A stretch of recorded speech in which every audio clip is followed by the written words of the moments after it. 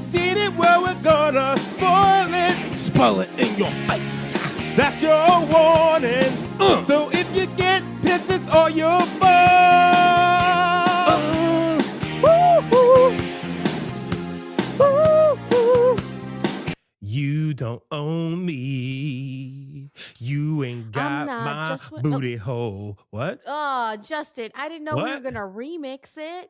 Oh, yeah. So don't tell me what to do, and don't you put things in there if I don't say it's okay. What? Okay. Hey, guys, what's going on? This is Medium Popcorn. You know what this is. We are reviewing these movies. We're spoiling them. So if you haven't seen a movie from 1996, how dare you? That's your fault. Guys, I'm Justin Brown, and this is... The illustrious Tatiana. And yes, I indeed. don't tell you what to say, and I don't tell you what to do. You never. So just let me be myself. That's all I ask of you. That's it. That's it. Guys, we are reviewing First Wives Club. Now, Tati, you said that we're reviewing this because Brandon really loves this film, right?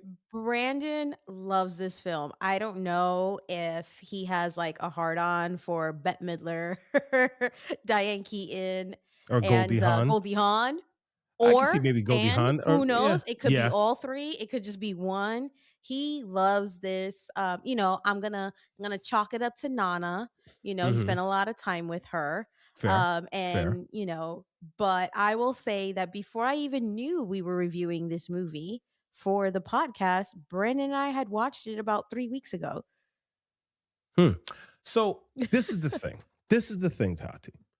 And, I understand, Brandon likes what Brandon likes, right? But at the same time, I look at this film and I say to myself, why didn't he just like the black version of this, which is Waiting to Exhale, which came first? Waiting to Exhale was released first. This is back in the day when we don't know when films were actually filmed versus when they were released. Yeah, I get it. I get it. I totally get it. But at the same time, I'm thinking that they gave them the living single treatment. And, so most likely, they filmed, Waiting to Exhale was filmed first and came out. It was a huge hit. And they were just like, we need that nigga money. We need that nigga money. Give me 3 white women. Put them in. Get them in there. Get them in there. I don't know. That's just how I feel about it because it's very Waiting to Exhale without the waiting to. I mean, they even had the women standing around singing a song all together, which was very Waiting to Exhale by the fire, with them just kind of having their little powwow. Their lady powwow. I just feel like this is just the white version of Waiting to Exhale. I will say that normally I am in that train with you because, I just know some, when you just know, you get a gut feeling. But because this is based on a book from 1992. Book from 92, and it's called The First Wives Club, and that author wrote that book based on her own divorce experience. I'm going to say they probably were like, oh, we had this idea and we can push it now because, I will say they were inspired by Waiting to Exhale. But there are differences to the movie. So with respect. Let me just say this. Waiting to Exhale was also a book written by Terry McMillan in 1992. They made that movie, made gangbusters at the box office, had the crazy soundtrack. Whitney Houston is just like, do you not tell me that they wouldn't be like, let's get a white woman version of this? I mean, Waiting to Exhale could also have some screenings. And they were just like, yo, this thing is going to go crazy. It's just like, let's get our version. Let's get all the white ladies. No, I'm actually not discrediting that. I just know, when you know too much about the industry, yes, like, studios, like something leaks and they're like, oh, we're looking for like, a breakup movie with this theme or a rom-com with that one. And then they all start clamoring to get their hands on one so that another studio just doesn't get it. I do know that Paramount with this particular film, with The First Wives Club, they were not expecting much of it, even though the 3 leads were like, those are home run hitters, especially for the 90s, right? Yeah. And so Paramount wasn't expecting it to do much, and it fucking murdered. And Yeah. so, with that being said, it was the 90s. Women were feeling good. I'm in my first wives robe, feeling myself, so I could get into character. Um All right, all right, all right. I'm just saying. I feel like I feel like the blacks did it better, but that's just me. So Tati, well, we're not let's. trying to start a race war right now with the I First am. Wives Club I because we didn't got start the bigger race bigger war. things I'm to just deal I'm with. just I'm just throwing some fuel on the fire, baby. Some fuel on the fire. All right. All right, So for so those of you who don't know about the First Wives Club, Justin is right. And it came out in 1996. So this is going to be the 30th year, the 30th mhm, anniversary of this movie. It stars Bette Midler, Goldie Hawn, and Diane Keaton. May she rest in peace. And the overall idea, if you haven't caught the gist of it, is that they are three divorcees trying to get back at their ex-husbands, most of which whom have left them for younger women. But they all have some sort of relationship issue. Now, this is all through the catalyst. So they were actually a group of four.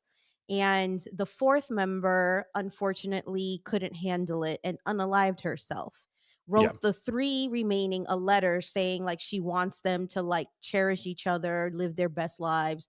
We get the whole idea. And that's yeah, literally how the movie starts. And that's how these women who were once bond. besties get back together.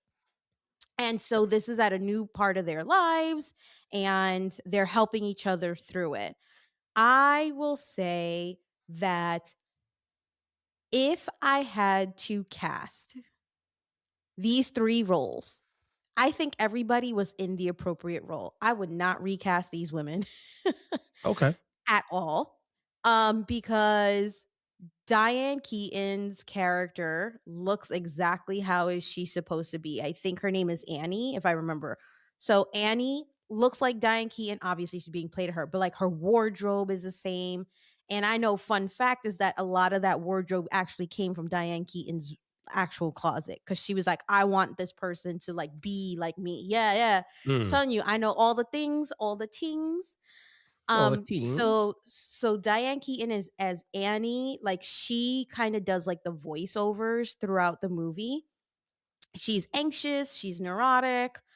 She kind of has some self-esteem, but she's like issues, but she's super, super, super smart. Yeah, And she's technically not divorced yet in the movie, but she's separated from her husband. They're estranged, they're figuring yeah. out if they're gonna stay, go, and whatever and it is. basically her husband's playing games. Her husband's playing Yeah. games. He Her like he husband invites is her out. He invites her her out to husband's dinner. Go ahead. No, go ahead. No, no, I was like, her husband is the dad from Seventh Heaven. This is true. This is true. I was like, this motherfucker right here, Hmm. because he is in some trouble. Sorry, Justin, keep going. Well, I mean, he's in some. Yeah. Well, I mean, he got in some trouble after Seventh Heaven for sure because he played a pastor in Seventh Heaven. Mm-hmm. That's right. And he was out there doing what some pastors do. That's besides the point. That's a whole if you don't know what we're talking about, look it up. So basically what this guy's doing is he's kind of breadcrumbing her, right? So like Yeah. they separate and then but he keeps on like coming like basically and coming back to her just to bang. And then he leaves Yeah. again and then he comes back and bangs. And then apparently at some point he's just like, "Hey, you know what? I want a divorce." He tells her after he bangs her, he's just like, "Yeah, but you know what? I just saw you and you were looking so good. I just had to knock it down just one more time." You know what I'm saying? If he was a nigga, this is what he'd be saying. I had to knock it down just one more time, baby. You know what I'm saying? You be looking too good. But at the same time, I need that divorce. I need you to sign these papers. You know what I'm saying? But Oh anytime my you need a little God. something, something, I drop it on you. I drop it on you. You know what's wild is the one thing I love about young people is he is truly a fuck boy. Like this Yep. term fuck boy applies and I love it. And I love using it. I love calling people it because it just makes so much sense. And Yeah. so in 1996, we were not using that term, but we're going to use it for him today, which is he was a fuck. He was, I mean, they're all fuck boys to a certain extent, but this one, he was just I want to be with you. No, I don't. So much so where Annie's daughter, who's a grown ass woman, by the way, she's Mm. like, Mom, why do you keep doing this? Obviously, I'm ad libbing. But, she's just like, don't do this. You're better than dad. Ew. Yeah. So you kind well, I mean, you're just spicing up exactly what she was saying. I mean, because this is like I said, it's an all white cast and everything. I'm surprised. That's the one thing I'm surprised, and maybe it's because it was 1996 that they didn't throw one of them, sorry, getting dicked down by a brother into this. But First of all, this is like, this is like Sex in the City before Sex in the City. Like, this is exactly. when they're all older, Hmm. right?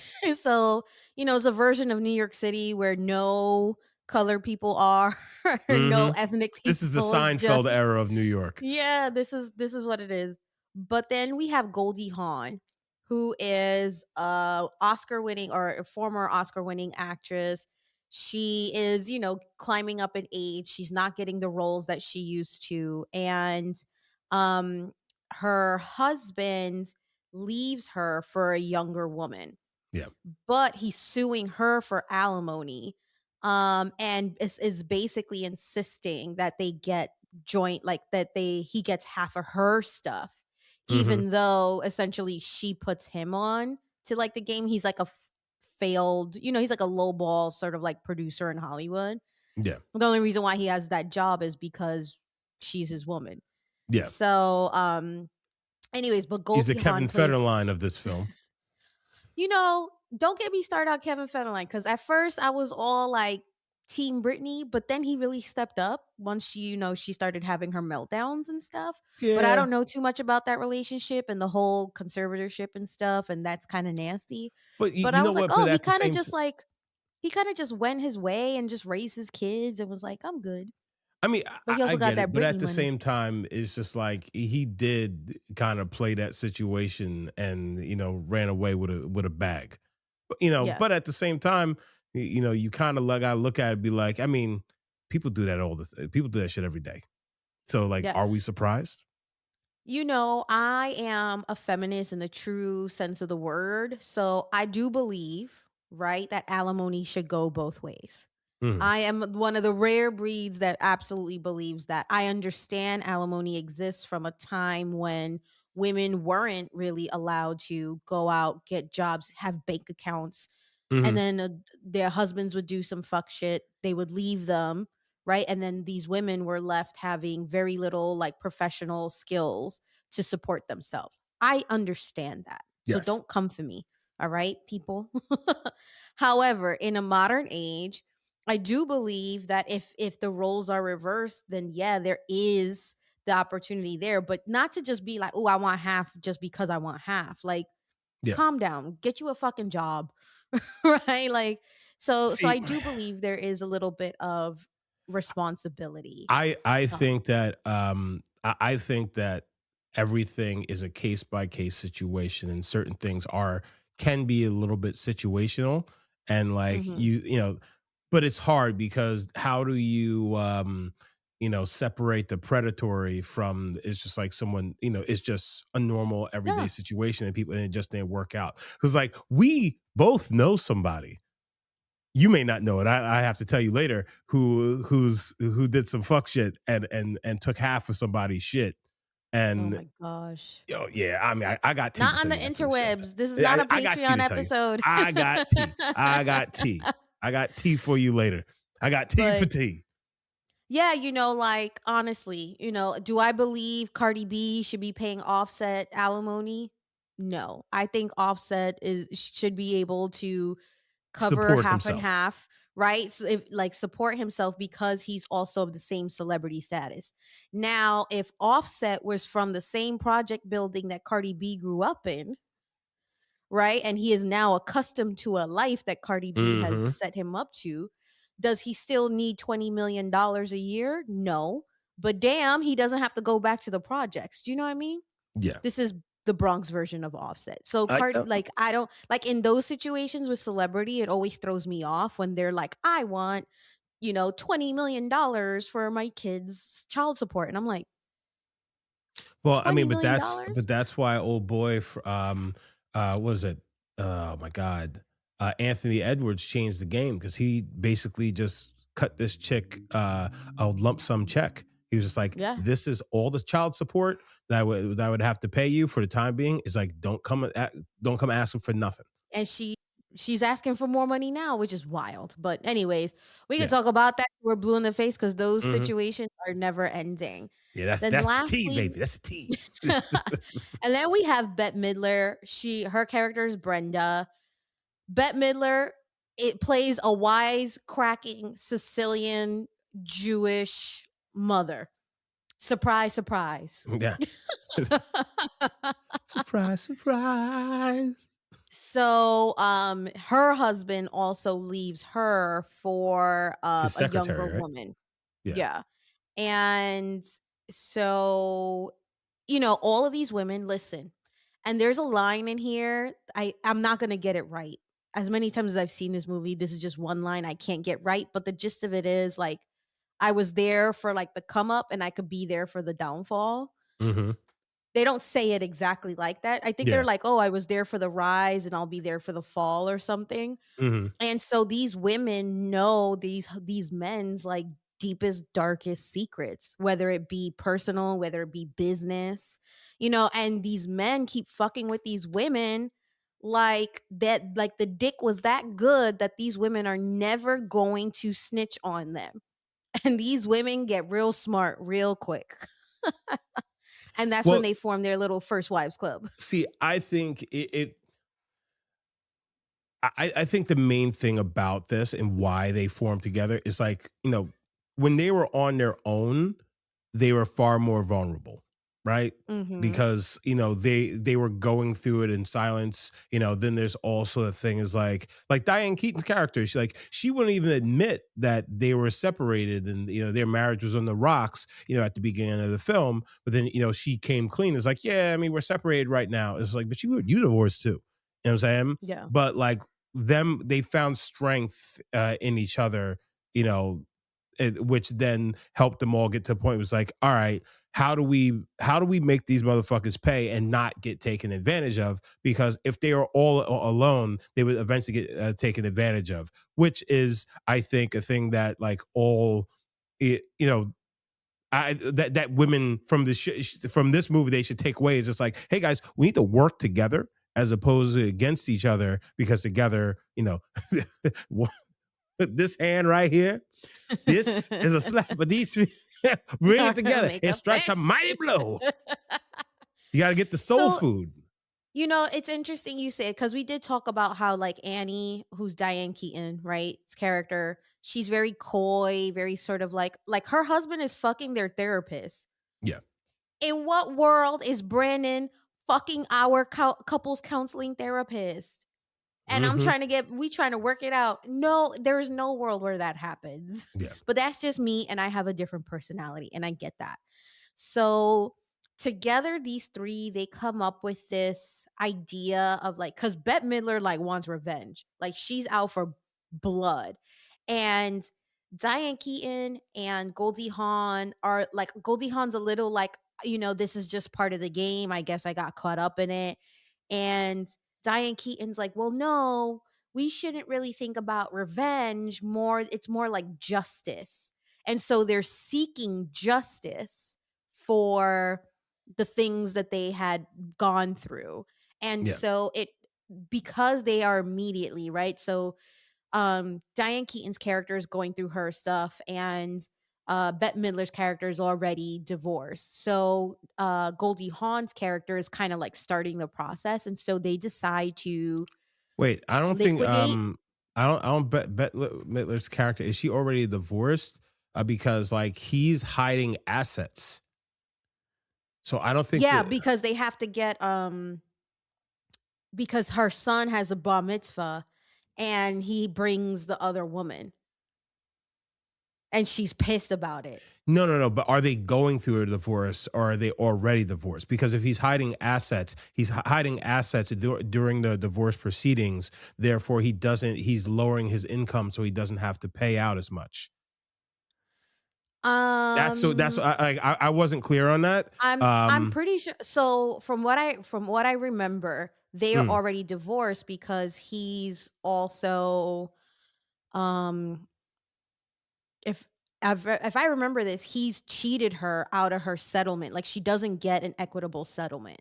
And Okay, so so maybe she's look that's what it is. That's what it is. yeah, Okay, so okay. she's looking to I don't want to say blackmail, but she's looking to be like, I know you hid some shit from me and that's why I didn't get as much as I was supposed to. Yeah. I like they all have something like similar in which, like they're all in this space, but like hers is that's why she wants revenge cuz she's like he fucking did me dirty and then he didn't even pay me what he was supposed to pay me. And they have a kid, like a young kid together. Yeah. Diane Keaton's character, they're estranged, and then Goldie Hawn's character is in the process. Like it's just Yes. starting. And so that's why Diane Keaton's like, let's liquidate your assets because you're like, you haven't even, like, this is the beginning. So they Mm. start selling all of Goldie Hawn's stuff. And Yes. that is what funds their little First Wives Club to like Well, no, scheme. she sells everything to their wait. Goldie Hawn Like, sells everything to Annie's people, or one of them. She sells to them like for $1, so for super cheap. So basically, whatever the half is that her husband is supposed to get, it's going to be close to nothing because she's selling it at like a very low price, and then she's basically getting it back in a way. well, she is selling it to the way I always understood it was that she sells it to them for cheap for the divorce proceedings, right? So she's gonna be Yes. like, "You want half of a dollar? Knock yourself out." And then they're liquidating it, and then they use the money to fund whatever is happening Gotcha. for this club. Um, because like that's the game they're running Yeah. because Goldie Hawn has some good shit and they're like, "You're such a good actress and you should, like you should do the things you want." And Goldie Hawn in this movie makes a couple of jokes about her appearance. I think typically what happens to women in Hollywood, right? They get a nip, they Hmm. get a tuck, they get something filled. And I know for like years she talks about how people thought that she had like lip injections and stuff like that. So this character is really feeling that whole like the lips are overlined and overdone and she makes a joke about having lip filler and stuff like that. So I think you could tell they had a lot of fun with these Yeah. characters and being able to insert like more of their like probably real personality, so it's like less acting and more just like, oh, me and my girlfriends are like hanging out, which is and that shows. I think that's why it's so popular. This movie is so popular. Mm. I mean, so much so where they like even get remember I told you Annie's daughter is a grown ass woman.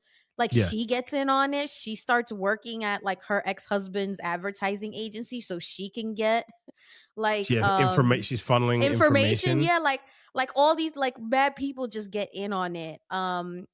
So, and Diane Keaton's character helped him build that advertising agency. So she's trying to get her cut of it too now that she knows he wants to get a divorce.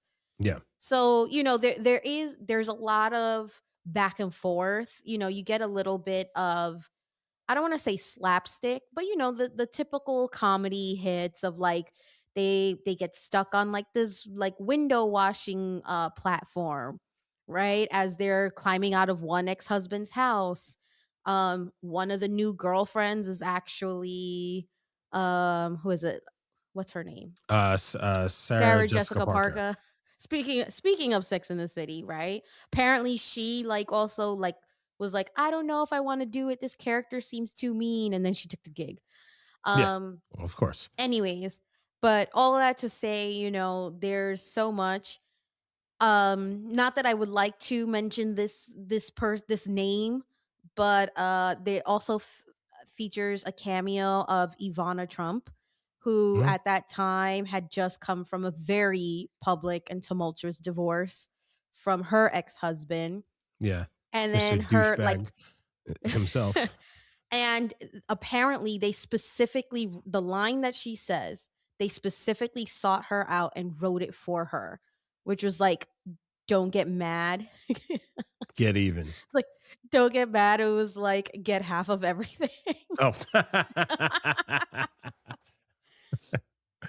they specifically like wrote that line for her. And so it for the time, it's like very topical for the time that was there. And obviously, I think in that case, it's like, yeah, good for her. She clearly came out on top in that divorce. When it came to monetary stuff, from what I understand, I was too young to really care in real time, so I wouldn't know. But, overall, I would say there's a lot of, like, slapstick sort of, like, moments too, where you do get that, like, Lucy and Ethel kind of moments where one person is doing something wild, and then it's, like, hurting a bunch of cats in the corner, like, and then Yeah. I mean, so so, like, I think, obviously this is more of a comedy. mhm, And I know that, I've made a lot of comparison to Waiting to Exhale, and the Waiting to Exhale plays it, far more straight throughout the film. There's some comedic aspects of it, but this is definitely more of a comedic drama. Um, but I would say I kind of wish we got a few more.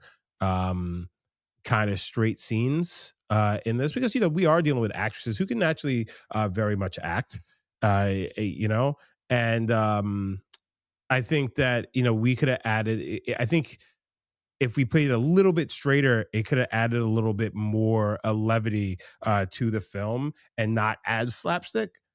You know what I'm yep, saying? But that's in my opinion, because I guess you know going through like a divorce and something like that. Like obviously I've never done it. I'm not trying to do it, but I understand like how hard that is on people to go through, yeah. and I think that if they would have given us a little bit more of them like going through it. I know they have the big blowout argument and things like that. I think just like more of like dealing with these guys and less like I don't know.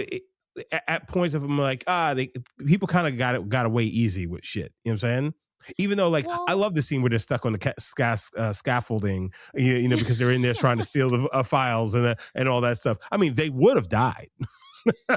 That would not have went very well. But like I love that scene, but like at the same time, it's just like I do want to see, like all right, let's go through this. Let's go through this divorce. You know what I'm saying? And like play it a little bit more straight at times. But I mean, that's yeah. just me.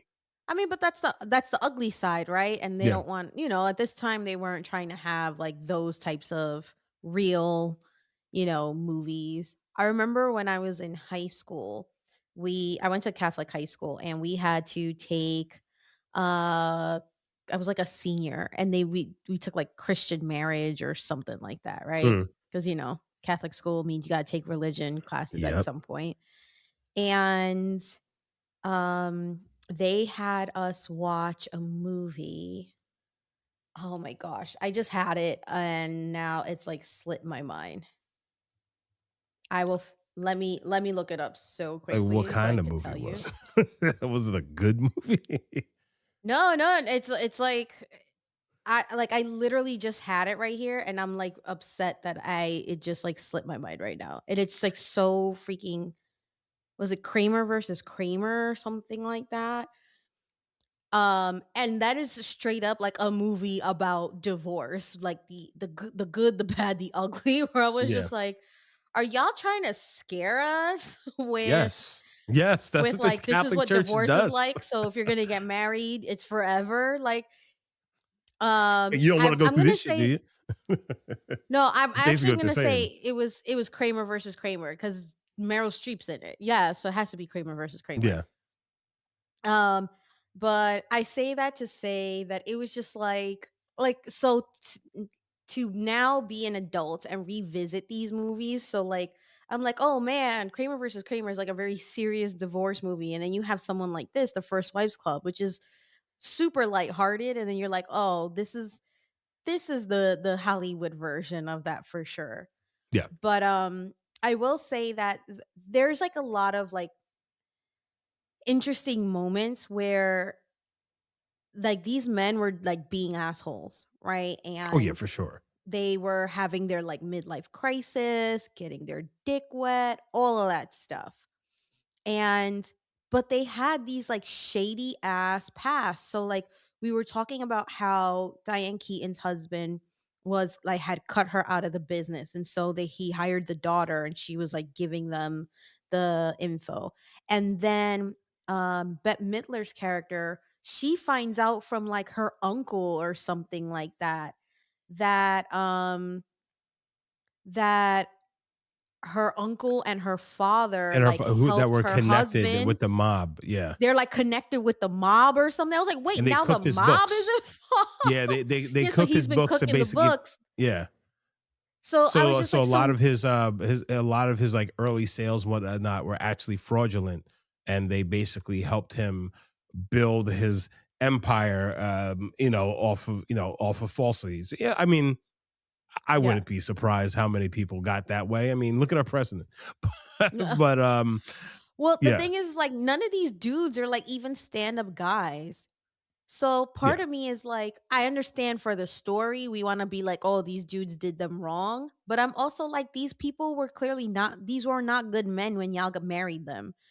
yeah. So, like, are you really surprised now that you're like older and you're not like But young and spry that you know what? they're At the being an same time, asshole? I mean, I guess the only one that you can kind of give, I mean, you could kind of be like, I mean, he wasn't terrible. It's kind of uh uh Bette Midler. I always fuck up her goddamn name. Bette. What's her damn name? What's her But name in he, the movie again? I'm not the saying her First name anymore. Wives Club. Yeah, no. I think it's Bet. Brenda's husband.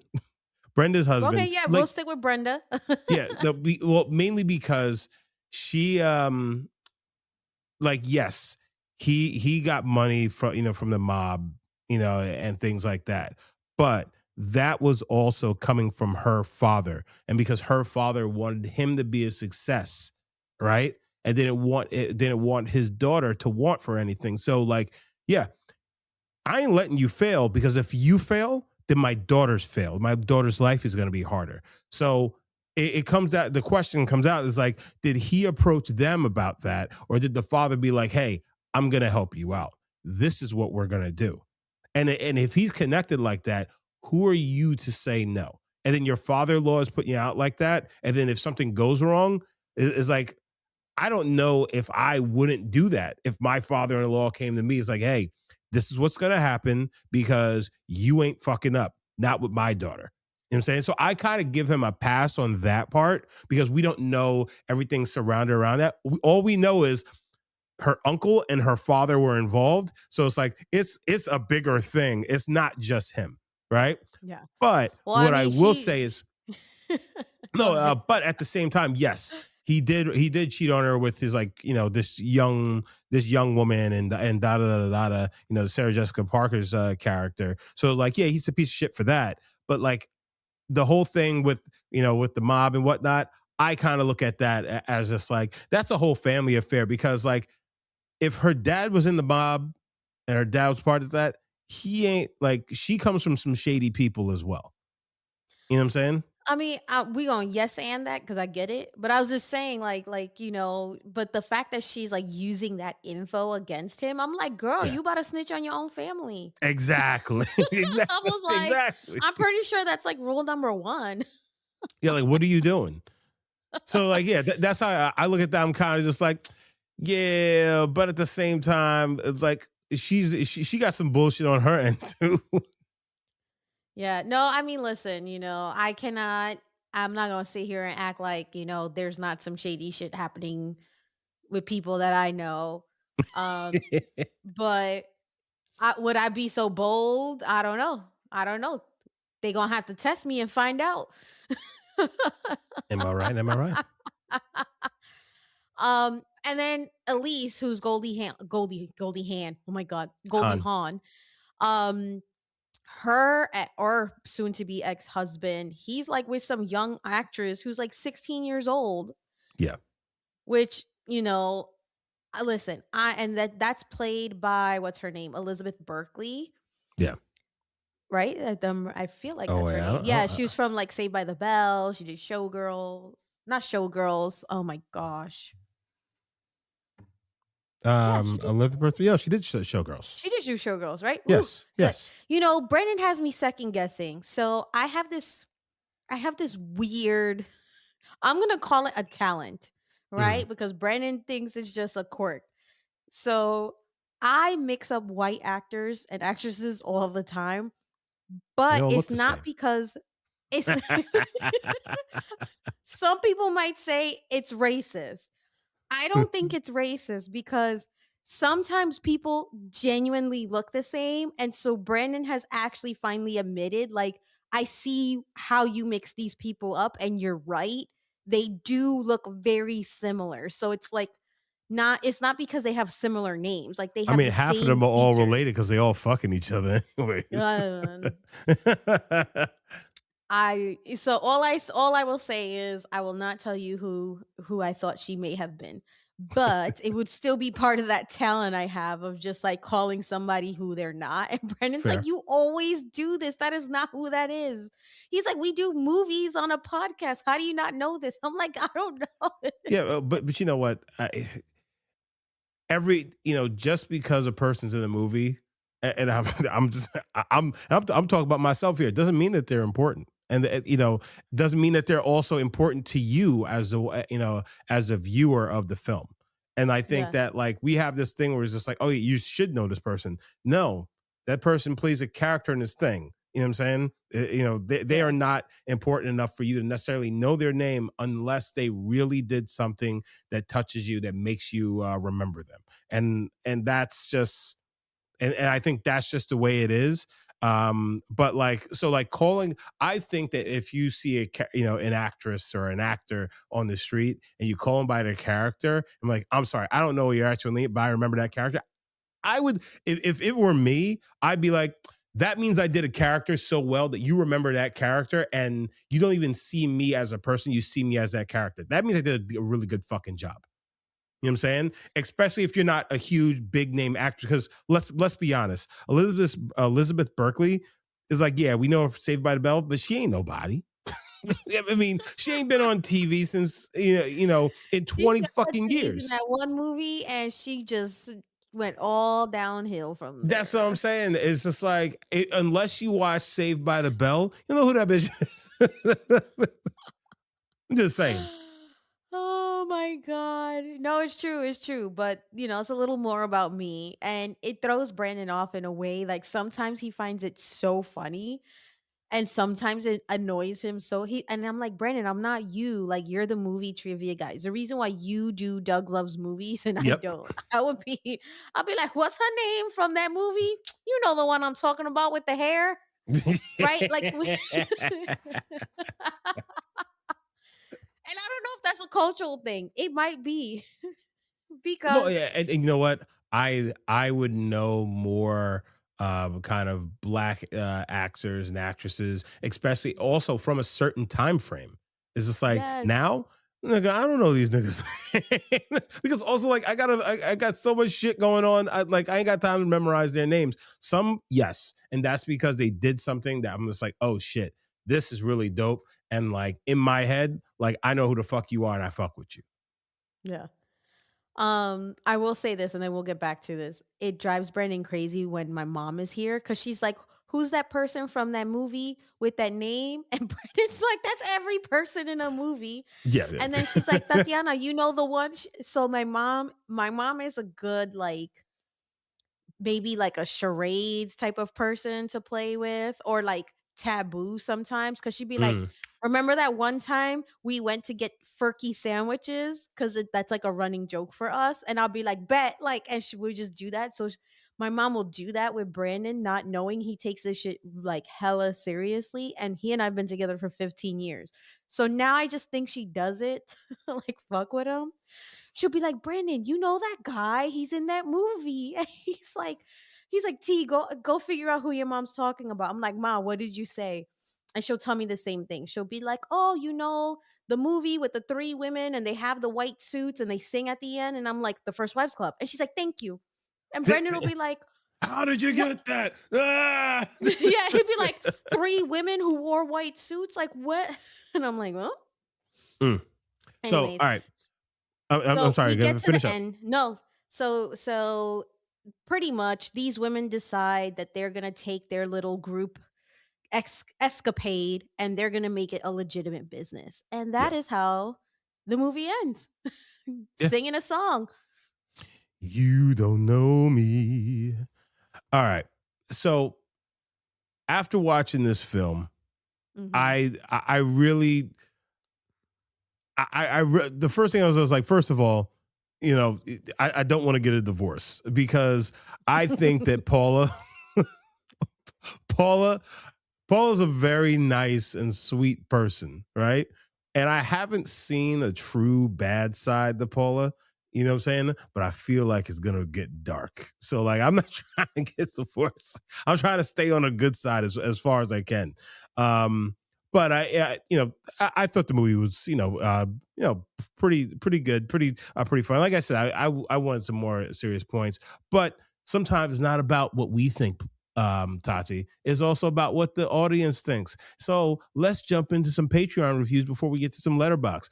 We have one Patreon comment on this from Nicole, our girl Nicole on Patreon. She says, "R.I.P. Diane Keaton. I love this movie growing up. My friends and I performed that song and dance at our elementary school talent show.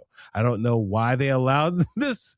We thought First Wives Club meant a club for cool girls." And you know what? These were cool girls because they were very, very rich white women. That being said, let's go to Letterbox and see what the people on Letterbox has to say. First up, we have a review titled "Divorce" by Karis Rian. First Wives Club. I can't wait for my first divorce. 3.5 The opposite stars. of everything Justin just said about himself. He's like, I don't want a divorce. And this one's like, I can't wait. Yeah. It's like, please bring it, because I'm going after motherfuckers. And up next, we have a review from Maya, and it says, "This has such a low rating. What the fuck? People really do hate women succeeding." And she's giving this 5 stars. 5 stars. 5 stars.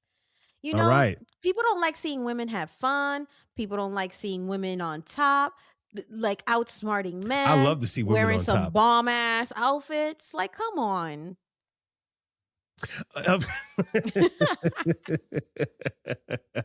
I couldn't help myself. All right.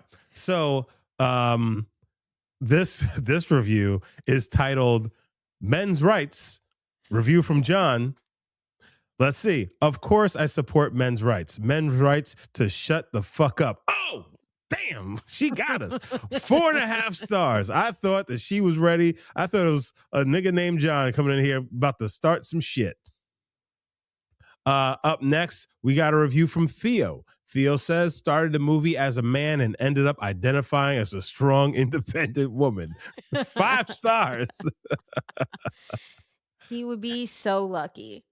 Hold on. And our last review, entitled "Gone Girl," coming from BB, says, "This is how middle-aged women gone girls their husbands." Fair. 3 stars. All right. Fair enough. I see what you're saying, but I don't think it's necessarily a gone girl, because she made all that shit up. These women are basically just, they're just cashing checks. Listen, first of all, I've said this my whole life. I actually was a person that did not need to be married. Like, I think people can make a commitment to each other and be equally committed and like not be assholes towards each other, right? Cool, no problem. Still build a life, have assets, all the fun things. So when I got married, people were really surprised. They were like, "Oh my gosh." I was like, "Oh, well, it was important to my husband. It's important to me. Obviously, I don't want to get divorced, but like, if it gotta happen, it will happen." Especially if a girl happens to stumble onto Michael B. Jordan in any capacity. See what's happening to you, Brandon? See what's happening to you, Brandon? You know what? He knows. If you happen if you happen to stumble upon Michael B. Jordan's dick someday, Tati, I'm not gonna hold it against you. I'm gonna be like, "Brandon, hey man, you gotta just chalk it up to the game, And I tell Brandon all the time, like, I don't think that you should see that as a loss. I think that's a win for everybody involved. Half the people in my life refer to Mr. Michael B. Jordan as my second husband. Fair. So The B I stands love for my husband Brandon. Brandon. Don't get me wrong. That's why you call Brandon B. It's just for the B in Michael B. Jordan. No, no, no, no, no. I've actually we call each other B and T just because gets a Oh, double no, accent. I get it. But I get it. I'm just saying. but I'm creating a whole new narrative around your relationship. Just saying. I will say that if if I had a group of women that were going through the same thing I was going through or had been, collectively around the same point, I could see how like getting a divorce can kind of sort of like sound fun or be fun, but Wait. Brandon knows. Are you saying that you would find yourself being enticed to get a divorce just to be a part of the No. crowd? Is that what you're saying No, no, here? no, that is not what I'm saying. Thank you for correcting that. I do not want You anyone better to walk away clarify. from I this need clarification. thinking I would get a divorce for shits and giggles. Absolutely not. What I'm saying is if I were already going through a divorce, right? I can Okay. see how having a group of women around who to support me and who are also going through the same thing, how they could make the process enjoyable. Fair. Fair. Well, It you know still what? sucks. Speaking of that, and I think that it's very important that people have support groups, whether it's men, women, or anything in between. So support is very important, right? Mhm. Unfortunately, the studio didn't necessarily support a sequel for this film because Bette No. Midler said that all three leads actually wanted a sequel for this film, but the studio dismissed the film's success as a fluke, despite it opening number one and outgrossing competing male-led action films at the time. Was Bullshit. it The Fifth Element or something like that? What, 1996? I'm not sure what came out that year that it was competing with.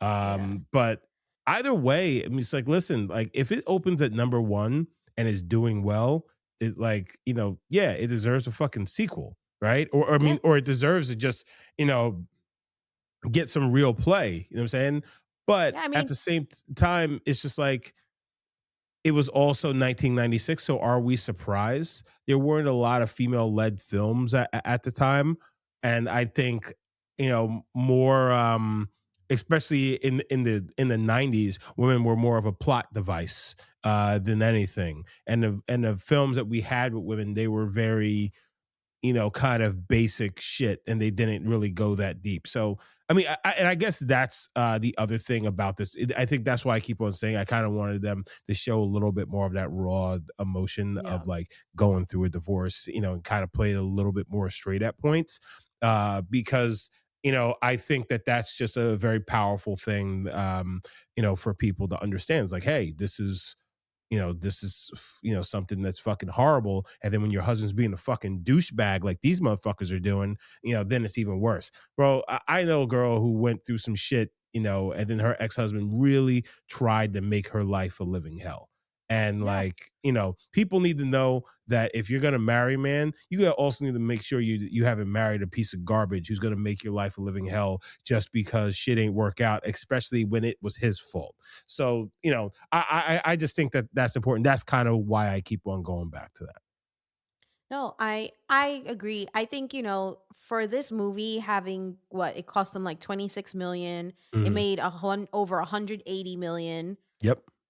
Come on. I think what sucks is that like all three leads were ready for a sequel. I think I saw an interview one time where Bette Midler was like, "We have people ready to go." I don't know if she was alluding to like writers, but she was like, "We have teams ready to go." Like we keep pitching it and they keep saying she was like, "I don't know what's going on at Paramount," but and I'm like, "Damn, Paramount." And now unfortunately we no longer have Diane Keaton, so that would totally fucking suck Well, because now everything is about nostalgia, right? And they keep remaking it. So there is a TV show by this name, or not a yes. TV show, like a series, and that features an all majority black cast of black women who are first wives, etc. The only thing tying them together is the name. Like, Yep. they're totally different stories. They're, like, living different lives, and so I don't know that they did themselves a service by not having the sequel, but then again, it's like, how many ways can you actually make divorce fun? Yeah. Like, True. I don't know what that would have looked like, so Honestly, if I could just give my two pieces, the two pieces, my 2 cents on like what probably happened here. This thing was a huge success, and they knew that if they were going to do a sequel, they were going to have to cut some real fucking checks for these women, and they didn't want to do that because they're too busy paying fucking, some random fucking shirtless idiot, a fucking goddamn truck load of money and for mhm. some stupid action film when they have something here that is bankable, which did make gangbusters at the box office, but they're gonna decide to spend their money on dumb shit as opposed to already proven property. Yeah, agreed. Agreed. The fact that it only cost 26 million to make this movie with these 3 Hmm. powerhouses is like wild to me. But Yeah. then again, I know money was different back in the 90s and whatnot. But yeah, I Well, let's rate mean, this. Let's rate it. yeah, let's do it. I'm So, guys, you know excited. how we do this. We rate movies, bags of popcorn, small, medium, large, and an XL for the exceptional. If a film doesn't deserve any hot, buttery, delicious popcorn, we throw it into the stale popcorn pile. We pile piles and piles of stale popcorn on top of it. So, Brandon, my goodness, Brandon's not here, guys. He's sitting on a couch somewhere, but Tati's here. Wow. Tati, we sat down and we watched the 1996 release First Wives Club. What say you, Tati? So, Brandon would give this an extra large. I'm Yes, going he to tell would. you his rating right now since he's not here to give it. Brandon is giving this an XL. We watched this movie for shits and giggles. So Fair. there's that. Tati, however, is giving it a large. A nice buttery large that you can refill. But I do think that I was just a little disappointed with the backstory of how like all these dudes were kind of just shady and just not good people. There's also like the whole 16-year-old thing and like Yeah. I'm not the biggest fan of that and obviously this was a different time, so sure, whatever. I guess we'll chalk it up to that. Um and so like you, I do think it does lack just a teeny bit of seriousness, especially with such a cold opening, with such a traumatic Yes. um event. And so with that, it's a large for me though. I would watch this movie again and again. Like Okay, so I'm gonna give it a medium, and part of Ooh. that is just like, listen, this is no Devil Wears Prada, okay? And if you know one thing about, I love a Devil Wears Prada. I think that is about the top of when it comes to cinema that I've seen, which is a majority a female led project, and I'm very excited for the sequel. Either way, I think I've said it earlier. I wanted a little bit more seriousness, in the film at times. It's like, yeah, some things were a little bit like, cookie cutter stuff, but it's also from 1996. The screenwriting was a little bit different back then, especially screenwriting for women, because they weren't going to do deep dives. It gives them real fucking important shit to do because they want to keep it for surface level and light because we don't want to piss off very powerful men in Hollywood. Understandable. That being said, I'm going to give it a medium. That doesn't necessarily mean, but when I give it a medium, I'm giving it a medium, on the scale tipping more towards large than a small. So that's where Welcome I'd to the say. Tati Club. Start adding stuff to it. It'll drive Brendan crazy. Yeah, I Add know. like a pack of gummies, add like a slushy. Oh, he hates when I do that. Oh, I love a good slushy at the movie theater. I'm just saying, I Oh love a my good God. slushy. You know, the other day we went and we were watching something. We screened a movie. I can't say Mm, which one yet. And they were like, our soda machine is down. And we were like, how oh dare no, you? because you can't really have popcorn without soda. They do kind Yeah, of go hand in yeah. hand, right? You need something. Like you have water, but it's not fun. Yeah. Anyways, they were like, you want a slushy instead? Yes. Give it to me. Mm-hmm. Yes, bitch. Yes. Because now the soda machines are like huge. Like they're like you do them yourself, but they were like all down, and they were like, yeah, we're just giving we'll charge you for the soda, and we got like the biggest fucking cup for the slushy. And I was like, Brendan, put all the flavors in there. 7-Eleven all over again.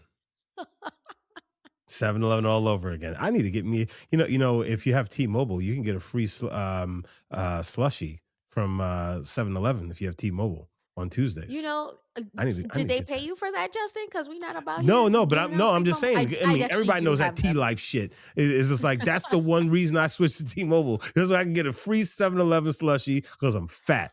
All right, guys. Thank you for listening to this episode on First Wives Club. Guys, you can follow me at jbrown on all the social media platforms. You can follow the show at Medium P Podcast on the socials. And Tati, how can they follow you? You can follow me at Boricua Collins on Instagram. And don't forget Brandon. He's still here. He's just on a sabbatical. He's just a little sorry. _Blackens on all social media. That's right, y'all. Guys, show us some love. And of course, take your ass over to Patreon, patreon.com/medium popcorn. We have $2, $5, $10, and $15 packages. Our entire backlog is on Patreon. We got bonus shows. We got mini shows. We got so much shit on Patreon. Guys, if you're not on there, you're wrong. Not wrong, you're wrong. All right, guys, patreon.com/medium popcorn. Guys, that's it. Get the hell out of here. Go enjoy your day. And also make sure you don't fuck around and catch a divorce because we coming for you. When I say we, I mean me and a whole band of bitches. What? I don't know who you were referring to. That came off wrong. That came out wrong. I'm sorry, guys. You better rewind that one. As well, I can leave you with another musical note, right? Leave it to it. Let me get my... Me. And don't tell me what to do. Don't tell me what to say. Shut your mouth. And when I go out with you, you better not. Don't put me on display. Not display. You That's don't right. own me. You don't own me. Don't try to change me in any way. That's don't right. Own me. You don't own me. I can't do it because you're in my ear. Like, you don't own me. Yeah. That's right. You don't own shit about me. You don't own me. Giving it the Diddy treatment. Hey, let's stop on that. Bye. Bad boy.